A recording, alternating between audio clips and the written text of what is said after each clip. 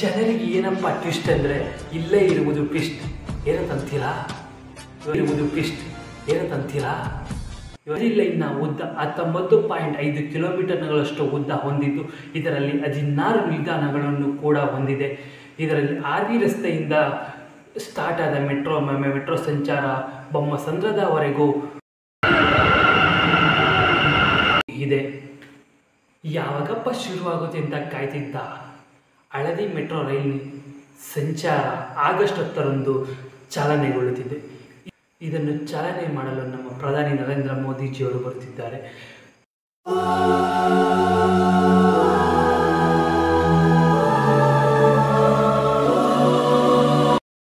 ಸಾಕಷ್ಟು ಜನರು ಬೆಂಗಳೂರಿನ ಟ್ರಾಫಿಕ್ನಿಂದ ಕೆಂಗೆಟ್ಟಿದ್ದು ಮೆಟ್ರೋ ಸಂಚಾರವೇ ಬೆಸ್ಟ್ ಅಂತ ಹೇಳ್ತಿದ್ದಾರೆ.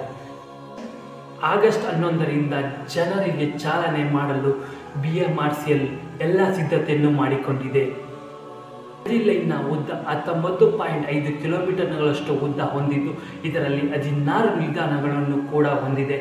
ಇದರಲ್ಲಿ ಆರ್ವಿ ರಸ್ತೆಯಿಂದ ಸ್ಟಾರ್ಟ್ ಆದ ಮೆಟ್ರೋ ಸಂಚಾರ ಬೊಮ್ಮಸಂದ್ರದವರೆಗೂ ಇದೆ.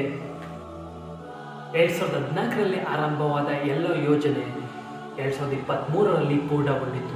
ಆದರೆ 2 ವರ್ಷಗಳ ಕಾಲ ಟೆಸ್ಟಿಂಗ್ಗೋಸ್ಕರ ತೆಗೆದುಕೊಂಡ BMRCL ಅಧಿಕಾರಿಗಳು ಟೆಸ್ಟಿಂಗನ್ನು ಪೂರ್ಣಗೊಳಿಸಿ ಆಗಸ್ಟ್ 10ರಂದು ಚಾಲನೆಗೆ ಪ್ರಾರಂಭ ಮಾಡಲು ಗ್ರೀನ್ ಸಿಗ್ನಲನ್ನು ಕೊಟ್ಟಿದೆ.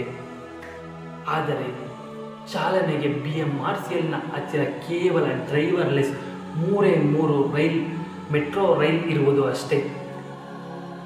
ಜನರಿಗೆ ಏನಪ್ಪ ಟ್ವಿಸ್ಟ್ ಅಂದರೆ ಇಲ್ಲೇ ಇರುವುದು ಟ್ವಿಸ್ಟ್ ಏನಂತೀರಾ? ಇರುವುದು ಟ್ವಿಸ್ಟ್ ಏನಂತೀರಾ? ಇವಾಗ ಹೇಳ್ತೀನಿ ಬನ್ನಿ.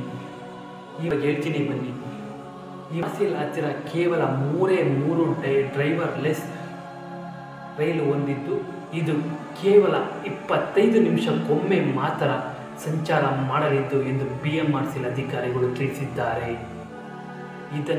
ಇದನ್ನು ತಿಳಿದ ಜನರು ಖುಷಿ ಪಡುವುದು ದುಃಖ ಪಡುವುದು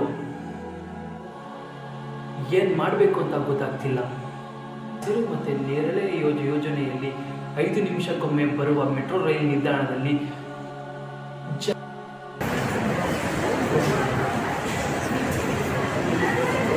ನೂಕಲು ಹೊಂದಿದ್ದು ಸಿಕ್ಕಾಪಟ್ಟೆ ಜನರು ಸಂಚಾರ ಮಾಡುವುದರಿಂದ ತುಂಬ ಕಷ್ಟವಾಗುತ್ತಿದೆ. ಇಲ್ಲಿ ನೋಡಿದ್ರೆ 25 ನಿಮಿಷಕ್ಕೊಮ್ಮೆ ಸಂಚಾರ ಮಾಡುವುದೆಂದರೆ ತುಂಬ ಕಷ್ಟ ತುಂಬ ಕಷ್ಟ ಆಗುತ್ತೆ ಅಂತ ಜನರ ಅಭಿಪ್ರಾಯ ಹೊಂದಿದ್ದಾರೆ. ಇದ್ಕೊಳ್ಳೋದು ಹೇಗೆ? ಹುಷಾರಾಗಿ ಸಂಚಾರ ಮಾಡಿ ಅಂತ ಹೇಳ್ತೀನಿ. ಇನ್ನು ನನ್ನ ಚಾನಲ್ಗೆ ಸಬ್ಸ್ಕ್ರೈಬ್ ಆಗಿಲ್ಲ ಅಂದರೆ ಬೇಗ ಸಬ್ಸ್ಕ್ರೈಬ್ ಮಾಡಿಕೊಂಡು ಬೆಲ್ಲೈಕನ್ನು ಹೊಡೆಯೋದಂತ ಮರೆಯಲೇಬೇಡಿ. ಇಂತಹ ಕಂಟೆಂಟ್ಗಳನ್ನ ಮತ್ತೆ ಬರ್ತಾ ಇರ್ತೇವೆ, ಮಿಸ್ ಮಾಡಬೇಡಿ. ಓಕೆನಾ?